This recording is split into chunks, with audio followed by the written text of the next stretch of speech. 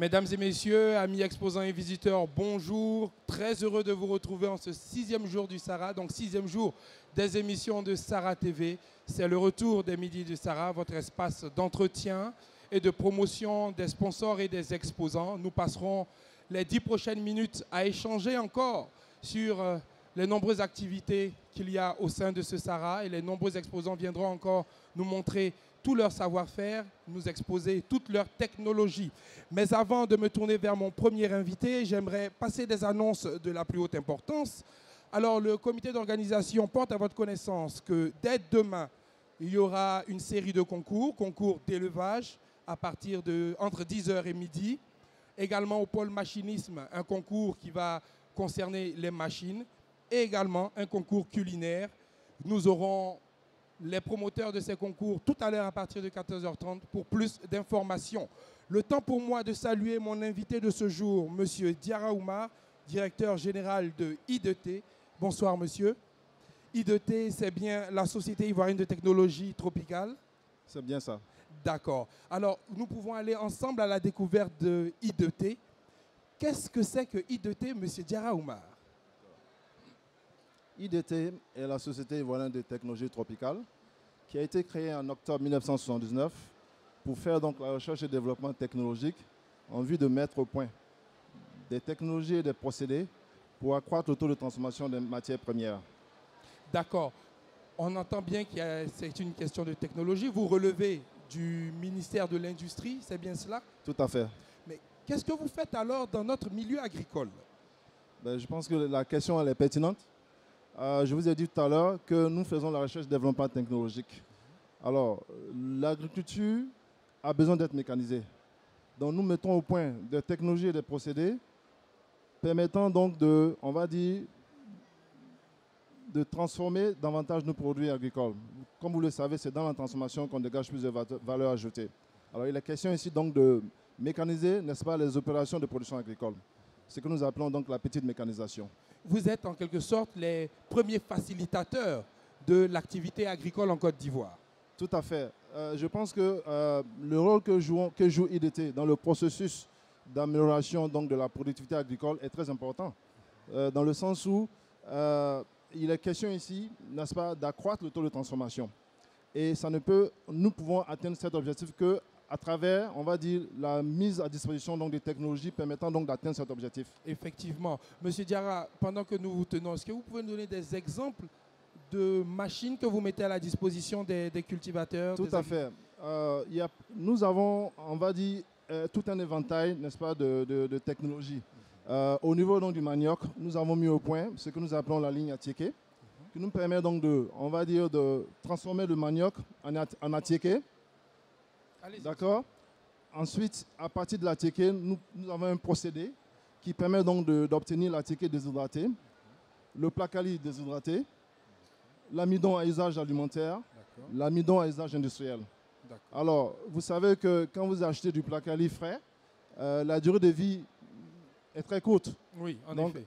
Avec notre procédé, nous mettons au point, donc, on va dire, nous obtenons du placali déshydraté, et cela permet naturellement de prolonger la durée de vie du placali.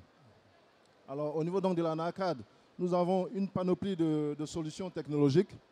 Il y a ce que nous appelons les décortiqueurs manuels, des décortiqueurs semi-automatiques, des chaudières, n'est-ce pas, pour fragiliser la noix. Ensuite, nous avons, grâce au procédé que nous avons mis au point, nous sommes parvenus, on va dire, à valoriser l'anacade. À partir de la pomme, nous savons faire donc le jus, à partir duquel nous savons faire donc la confiture et les amandes bien entendu. Et à partir donc des amandes fraîches, nous parvenons donc à obtenir la pâte d'amande, ce qui est très riche. Effectivement, hier, sans vous interrompre, hier nous avons reçu plutôt une délégation du Conseil du coton et de l'anacarde qui nous a montré des échantillons de ce genre de transformation. Tout à fait. Vous savez que la pâte d'amande de cajou est très riche parce qu'il n'y a pas de cholestérol.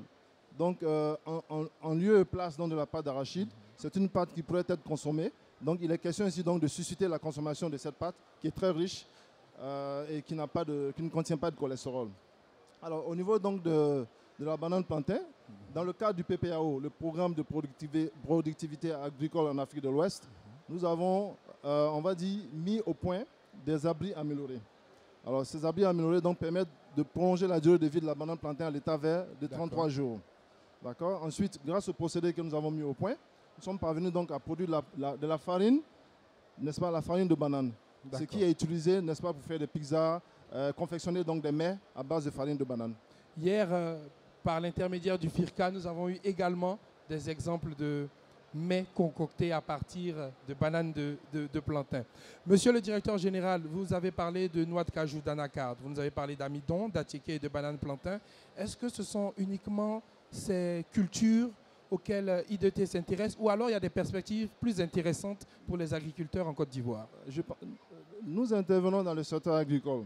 D'accord. Donc, il est question ici donc on va dire de proposer des solutions technologiques permettant de transformer la majeure partie de nos produits agricoles. Vous le savez, la Côte d'Ivoire est principalement un pays agricole. Donc, il est important de mettre tout en œuvre pour accroître le taux de transformation.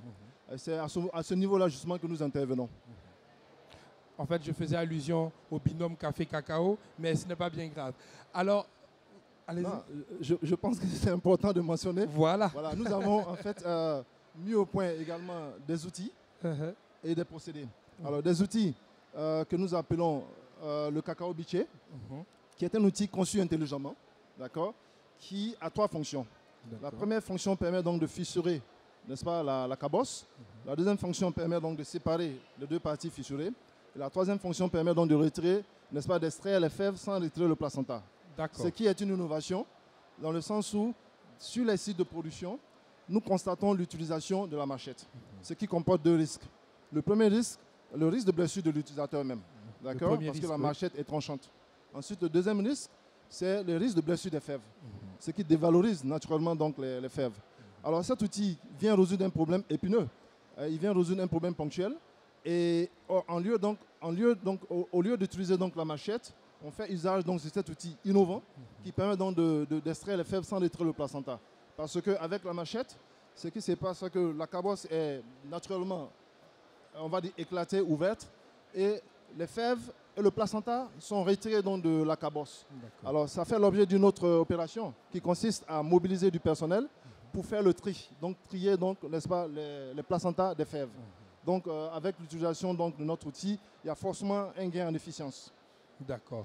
Eh bien, félicitations déjà à IDT pour ces avancées technologiques. Merci. Ensuite, à partir donc du cortex donc on va dire du cacao, nous parvenons donc à faire du savon qui est 100% bio. Donc naturellement, cela permet donc de valoriser davantage donc, le cacao.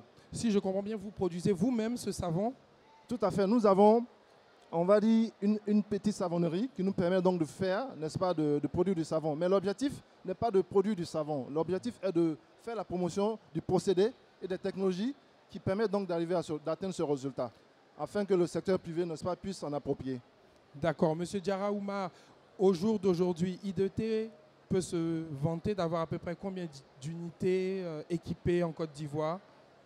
Vous savez que nous avons un partenariat qui n'est pas encore formalisé, mais avec le district, n'est-ce pas, d'Abidjan. Ce partenariat qui est en cours d'animation. Nous avons donc, dans le cadre de ce partenariat, livré ce que nous appelons des lignes d'attiqué dans certaines localités, d'accord, à Songon-Assemblée, à Bingerville, et puis il y a une 3e ligne qui sera donc incessamment donc livrée au district d'Abidjan.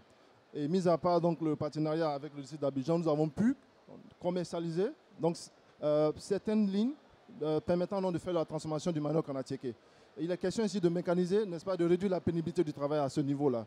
Donc c'est pour ça que la recherche continue et donc les réflexions sont menées pour mettre au point, on va dire, une éplucheuse de manioc, n'est-ce pas, qui permettra donc aux productrices d'attiqué on va dire, d'éplucher le manioc de façon aisée. D'accord. C'est bon? D'accord. Je voulais juste demander à M. Diarra Oumar, est-ce que vous avez une offre aujourd'hui sur le Sahara pour intéresser les agriculteurs, pour intéresser les visiteurs, intéresser les exposants à venir rendre visite au stand de IDT? Tout à fait. Nous avons, on va dire, un bon nombre donc, de dépliants et de plaquettes commerciales. Et nos agents, nos commerciaux sont disponibles, n'est-ce pas, pour entretenir les clients potentiels, pour leur faire connaître, n'est-ce pas, les technologies conçues par IDT qui sont supposés aider, n'est-ce pas, faciliter donc leur travail en milieu paysan. Il y a des facilités. Il y a des facilités. Ah oui, tout à fait, tout à fait. Nous avons la tâche donc d'assister, n'est-ce pas, d'accompagner donc les producteurs. Donc il est question ici de faire la promotion de nos technologies, nos procédés, mais également il y a un processus, il y a un programme d'accompagnement également qui est disponible. Et bien entendu, nos technologies sont accessibles à la poche donc des opérateurs et des producteurs. Nous le savons bien, M. Diarra, et nous vous remercions du temps que vous avez bien voulu passer avec nous sur le plateau de Sara TV. Je rappelle que M. Diarra Oumar est directeur général de I2T, Société ivoirienne de technologie tropicale. Mesdames et messieurs les exposants et les visiteurs, vous êtes intéressés par l'allègement des tâches relatives à votre fonction, relatives à la culture du manioc, à la culture du café et du cacao. Le stand d'I2T est là pour vous faciliter la tâche, pour vous faire prendre part aux facilités qui ont été pensées pour vous depuis le début. Merci encore, M. Diarra Oumar. Les entretiens de Sara TV continuent. C'est moi qui vous remercie.